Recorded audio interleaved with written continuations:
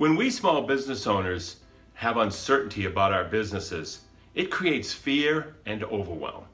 With fear and overwhelm comes a loss of control. We have no clarity about the future. We fight fires every single day, and we use gut feel to make business decisions. We stay up nights worrying about whether or not we're going to make payroll. We stay up nights worrying about whether or not we're going to get new business, and if we get new business, are we going to do it profitably? We stay up nights worrying about whether or not we can pay our personal bills and what we're going to tell our spouses when we can't. We stay up nights worrying about what could possibly go wrong next, and we fear the embarrassment, emotional, and economic loss associated with total and complete failure. On the other hand, when you have control over your business, you have clarity about the future. You know what tomorrow will bring, and if tomorrow takes a different turn, you know how to handle it. You have the right tools and the right information to make the right business decisions. And you have all the contingencies covered. And as a result, you're able to enjoy more profit and income, pay all of your bills, have no more challenging discussions with your spouse about getting another job, and at the same time, increase the value of your business. In short, you have a business that works. My name is Michael Barbarita from Next Step CFO, and at Next Step CFO, we are a contracted Chief Financial Officer services firm. And we are providing services and producing information products that give clarity and control to small business owners, helping them make the right business decisions that lead to multiple six figures in profit and income and seven figures in business value. With over 30 years of experience in actually owning retail, manufacturing, and service companies, I truly understand the risks and opportunities of business ownership. And over the last 10 years, I've been providing clarity to small business owners through business and cash flow forecasting, key performance indicators or metrics, and business ownership experience. In this short video, and the free short videos that I put together for you available for download, I'm going to show you how to gain more clarity and control over your business, as well as helping you make better business decisions. I basically answer frequently asked questions by business owners, as well as questions that business owners should ask. At the end of this video, I'm going to show you how to get those other free videos. So sit back and enjoy. In this video, I'm going to talk about what I call go-to cash flow metrics. Cash flow is the lifeblood of a business and deserves more in-depth analysis. Often, when it comes to cash flow, there's usually a lot going on. However, there are two metrics that you can calculate and look at very quickly to give you an idea on cash flow. The first places I look for a good sense of what's happening with cash flow is Days Sales Outstanding, which is a metric, or called DSO, and Days Payable Outstanding, another metric, also called DPO. The average number of days a company takes to collect the accounts receivable is the Days Sales Outstanding, or DSO. The average number of days it takes a company to pay its trade creditors is the Days Payable Outstanding, or DPO.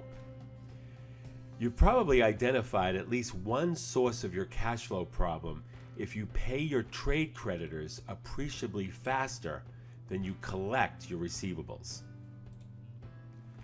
Now, Days Sales Outstanding, or DSO, this metric is calculated by taking your accounts receivable as the numerator and total credit sales as the denominator, then multiplying that quotient by the number of days you are tracking, you will get your DSO. And you take the accounts receivable number right off of your balance sheet. So here's that calculation again. For Days Sales Outstanding, the calculation is accounts receivable divided by credit sales multiplied by the number of days you're analyzing. The total sales in most companies usually end up being their total credit sales. But if a certain percentage of your sales that you know are COD that can be specified, you can determine credit sales by deducting the cash on delivery sales from your total sales. To determine the number of days is pretty straightforward. Check out this example. If you want to determine your fourth quarter days sales outstanding, or DSO, you'd take accounts receivable as of the balance sheet on December 31st as your numerator, and then assuming all your sales for the fourth quarter are credit sales, you'd take your total sales off the income statement and put it in the denominator, and then finally, you'd multiply all of that by the 92 days that make up the fourth quarter. Now let's talk about days payable outstanding, which is another metric that's important.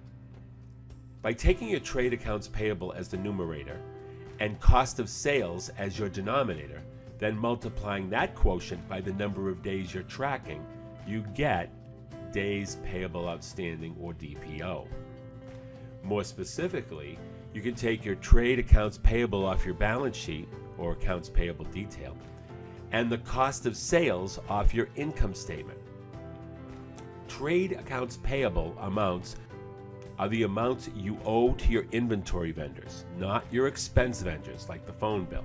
So we only want to focus on who are the inventory vendors, or the trade vendors. If you don't have inventory and you're in a service business, if you have, like for example, a construction company, the subcontractors would be the so-called inventory vendors.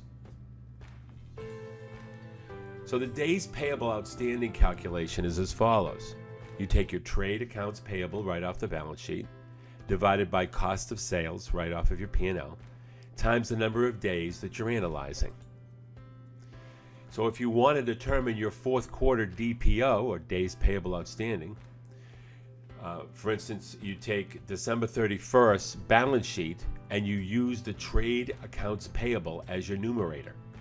Then for the denominator, you use your cost of sales for the fourth quarter. You then multiply that quotient by the 92 days, which is the number of days in the fourth quarter. When making a quick assessment of a cash flow problem, the DSO and DPO are the go-to metrics. So let me give you a macro example of this. If you are collecting your receivables on an average of 30 days, represented by the days sales outstanding calculation, but you're making your payables to your trade in 20 days, represented by the days payable outstanding calculation, then you are going to be running into a cash flow problem in all likelihood, because it's taking you 30 days to collect, but you're paying in 20.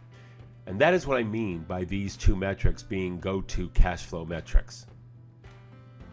Thank you for watching this video. If you like this video, I have 19 other short, free videos just like it available for download.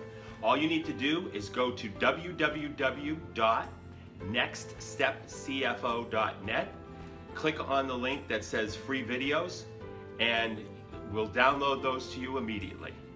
I look forward to helping you.